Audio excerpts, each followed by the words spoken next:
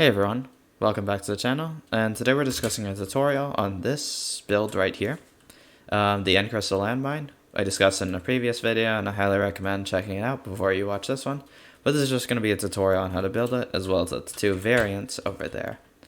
Anyways, let's get started. Materials list first.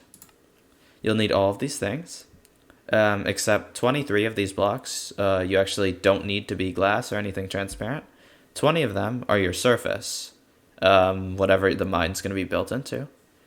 This birch button right here is actually a skulk sensor, so make sure to consider that you need a skulk sensor for this project. Probably the most expensive thing.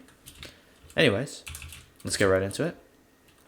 It's going to be 5 blocks long, 4 blocks wide, and 6 blocks deep. This is the trench you'll need for it. In this shape, this redstone glass marks where the end crystal is going to be under.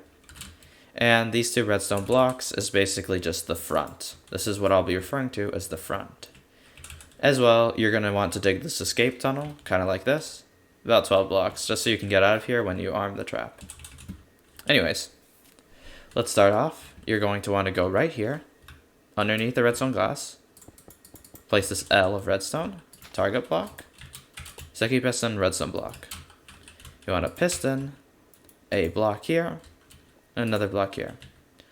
You want to put 2 redstone dust, block here, and you're going to get your glass block. Put a redstone dust here, and in a repeater at 2 ticks here. You're also going to want to build your 8 wool around where the skulk sensor will be censored, which is right around here. You're going to put a redstone dust here. And then you're going to get a piece of obsidian, put it above here, and put 2 redstone torches like so. Anyways, now you're going to come along on the side of the redstone dust. You're going to put 2 blocks on top of these redstone torches. You're going to put a redstone torch on top of this one. Then you're going to place blocks in this configuration. Put redstone dust in these 3 spots. Put another block, redstone dust there. A repeater here. A block here to sever that connection. Redstone torch with a block above it.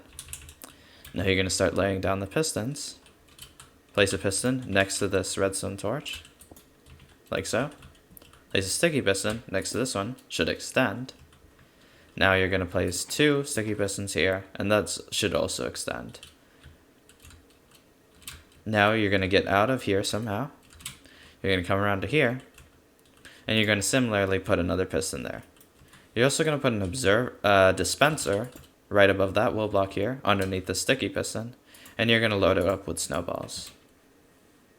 Now you're ready to arm it, so you're going to find the entrance to the safety shaft that you dug earlier, drop down it, and find your way all the way down.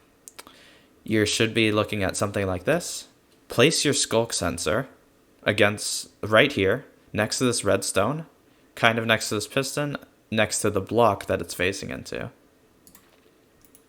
Crouch, walk away, place wool right here, and then just simply leave. You can fill in this tunnel if you'd like, I'm not going to.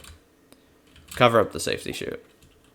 Now your trap is armed, so you're going to want to avoid the spot that you put it in. I'm going to simply detonate it. Now, important things to note.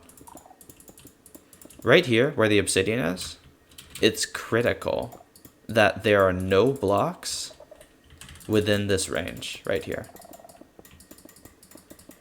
The reason is because the end crystal can't properly deploy if it gets obstructed, and it won't kill anyone.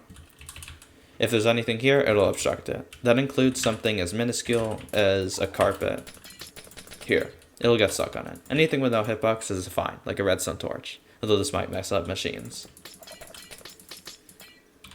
Another important detail is that this works really well in like hallways where you can force the opponents or whoever you want to kill through such that they cannot walk around it. So that's where you might want to install it. And lastly, try to remember where you put these things because they will kill you just as easily as they kill everyone else. Anyways, time for the wall setup. It's much simpler, so let's get right into it. Put an obsidian right next to this wall. You're going to make a ring of wool 1 block away from the obsidian, like so. Right on top of this block is where you're going to put the skulk sensor. You're now going to run redstone, like so. Put a dispenser here, a piston right here, and a target block underneath the dispenser. You're going to, in order to arm it with the crystal, you're going to put the end crystal right here, grab your piston, put it right here, and push it. Now it's armed. Load in your snowball. And to truly arm it, you're going to want to put your sculk sensor. You can be risky with this and just put it on and like slowly back away. Or you can like dig super far out, but yeah, that should just be armed. Now be careful not to walk in front of it, because it'll trigger. Alright, let's do the ceiling one now. It's a lot simpler than the floor design, but a little bit more complicated than the wall. You're going to put an obsidian down in the center of your 3x3, and you're going to move all the glass blocks surrounding it. Now you're going to put a piston down right, about 1 block this way, and then 1 block above, like so. You're going to build a ring of wool around it. Put a dispenser right here, glass block right here, and put a piece of redstone dust on top. Now place your end crystal right here, and destroy the obsidian.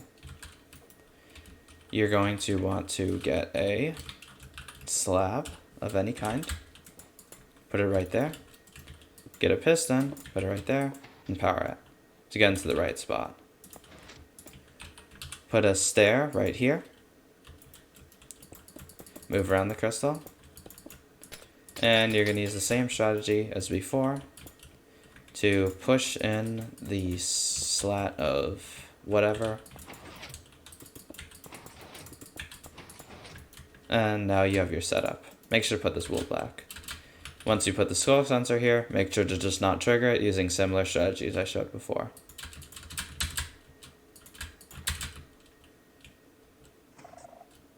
Oh, yeah. Remember to put snowballs in here. Otherwise it just won't work like how I showed. Alright, that'll be it for today.